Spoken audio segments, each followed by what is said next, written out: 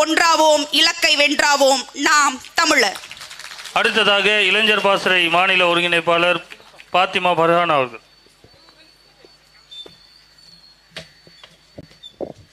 அன்னை தமிழுக்கும் அவ்வுணர்வோடு கூடியிருப்போருக்கும் நாம் தமிழர் கட்சி மட்டும்தான் ஒரு சிறந்த மாற்றத்திற்கான தொடக்கத்தை உருவாக்க முடியும் என்ற நம்பிக்கையோடு கூடியிருக்கும் உங்கள் அனைவருக்கும் எனது அன்பு வணக்கம். நேருவோட காலத்துல அவர் ஆட்சி அமைச்சோன முதல் முறையா அவர் சொன்னது என்ன அப்படின்னா, வறுமையை ஒழிப்போம் அப்படின்னு. ஆனால் அன்று தொட்டு இன்னைக்கு வரைக்கும் தேசிய கட்சிகள் எல்லாம் வறுமையை ஒழிச்சிட்டு தான் இருக்காங்க. எப்படி? வெளிநாட்டுல இருந்து அதிபர்கள் வந்தா பச்சை போர்வை போத்தி வறுமையை ஒழிச்சிட்டு இருக்காங்க, ஒழிச்சு வச்சுக்கிட்டு இருக்கிறாங்க. இது ஒரு வகை. இன்னொரு பக்கம் என்னன்னு பாத்தீங்க அப்படின்னா, நாம் தமிழர் கட்சியின் வேட்பாளர் விக்கிரவாண்டி தொகுதியில மக்களை சந்தித்து வாக்கு கேட்க போனாங்கன்னா திமுக காரங்க மக்களை கூட்டிட்டு போய் ஒழிச்சு வைக்கிறாங்க. இது இன்னொரு வகை. அப்படியான ஒரு அணுகுமுறை தான் இங்க இருக்கு. குடிதழி கோலோச்சும் மாநில மன்னன் அடிதழி நிற்கும் உலகு. அன்னைக்கு ஐயன் வள்ளுவர் சொல்லிட்டு போன கருத்து. பெற்ற தாய் தன் பிள்ளைக்கு எப்படி குறிப்பறிந்து சேவை செய்வாளோ அப்படி தன் நாட்டு மக்களுக்கு சேவை செய்பவனை தான் இந்த மக்கள் போற்றுவாங்கன்னு சொன்னாரு. ஆனால் இன்னைக்கு மன்னராட்சி இல்ல, முடியாட்சி இல்ல, மக்களாட்சி. மக்களால் நிறுவப்பட்ட ஆட்சி. ஆனால் அப்படியா இன்னைக்கு இங்க நடக்குது? அவர்களுக்கே திருப்பி வாக்கு செலுத்துறோம் அப்படின்னா நாம ஏன் இந்த நிலைமைக்கு தள்ளப்பட்டிருக்கோம்ங்கிறத ஒரு முறை சிந்திச்சு பார்க்கணும். எல்லாவற்றிற்கும் வரி செலுத்துறோம். காருவா மிட்டாயில இருந்து நாம இறுதி ஊர்வலம் போய் நம்மளை அடக்கம் பண்ண போறாங்கன்னா அது வரைக்கும் நம்மளுக்கு எல்லாமே வரிதான். அரசாங்கத்துக்கு வரியா செலுத்துறோம், எல்லாவற்றிற்கும் வரி செலுத்துறோம். ஆனா இந்த வரிய மக்களுக்கு திருப்பி இந்த அரசாங்கம் என்ன செய்யுது அப்படிங்கிற கேள்வியே கேட்கறது இல்ல. எல்லாத்துக்கும் டாக்ஸ். வருமான வரியா 30 விழுக்காடு, சரக்கு மற்றும் சேவை வரியா அது ஒரு 18 விழுக்காடு, ப்ராப்பர்ட்டி டாக்ஸ், ப்ரொஃபஷனல் டாக்ஸ், எல்லாத்துக்கும் வரி கட்டுறோம். ஸ்வச் பாரத் செஸ்ங்கிறாங்க, என்னென்னத்துக்கோ வரி கட்டுறோம். ஆனா திருப்பி என்ன பண்றோம்? எலக்ட்ரிசிட்டி வேணும் அப்படின்னா இன்வெர்டர் வச்சுக்கிறோம். கல்வி வேணும்னா தனியார் கல்வி முறையை தான் நம்ம தேடி போறோம். எது ஒன்றுமே நம்மளுக்கு இலவசமாக இங்க தரமான முறையில கிடைக்கிறது இல்ல.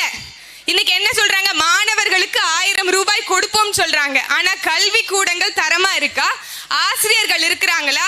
கழிப்பறை சரியா இருக்குதா? எது ஒன்றுமே இல்லையே. அப்புறம் எதுக்கு மாணவர்களுக்கு 1000 ரூபாய்ன்னு நம்ம கேள்வியும் கேட்கறது இல்ல.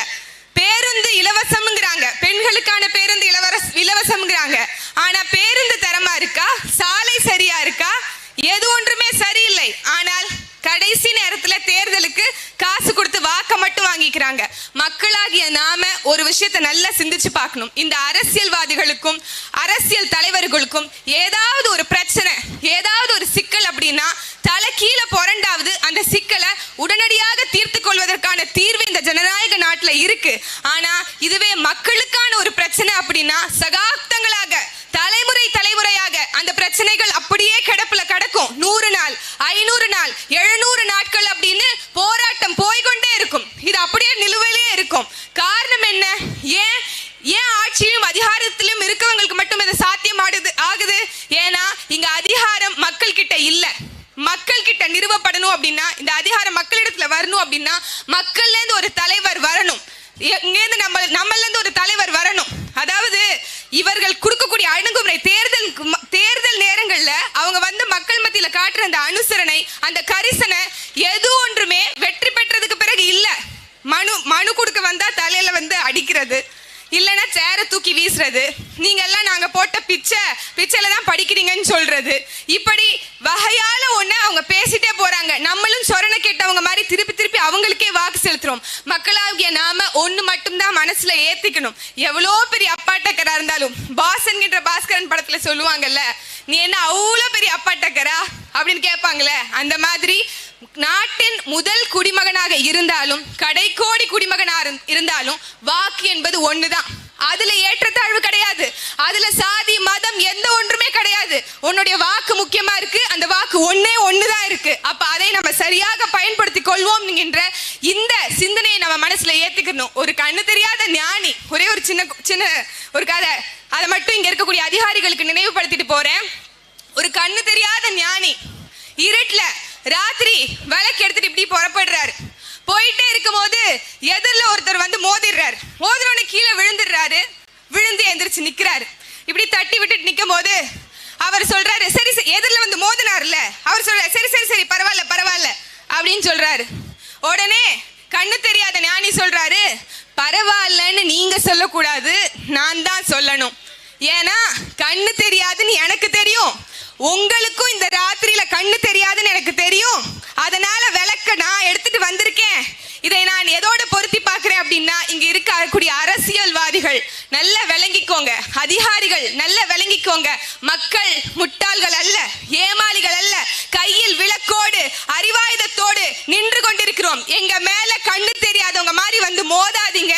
எங்களுக்கு கண்ணு தெரியலனாலும் விளக்கு எங்க கையில இருக்குங்கிறத நினைவுல வைத்துக் கொள்ளுங்கள். சரியானவர்களுக்கு வாக்கு செலுத்துங்கள், சிந்தித்து வாக்களிங்கள் என்று கூறி வாய்ப்புக்கு நன்றி பாராட்டி சகோதரி அபிநயா அவர்களுக்கு மைக் சின்னத்தில் வரிசையின் 2 உங்களுடைய பொன்னான வாக்குகளை அள்ளித் தருமாறு விக்கிரவாண்டி பொதுமக்களுக்கு என்னுடைய பேரன்போட இந்த ஆதரவை கேட்டு விடைபெறுகிறேன். நன்றி, வணக்கம். நாம் தமிழர். அடுத்ததாக மாநில ஒருங்கிணைப்பாளர் சிவகுமார் அவர்கள்.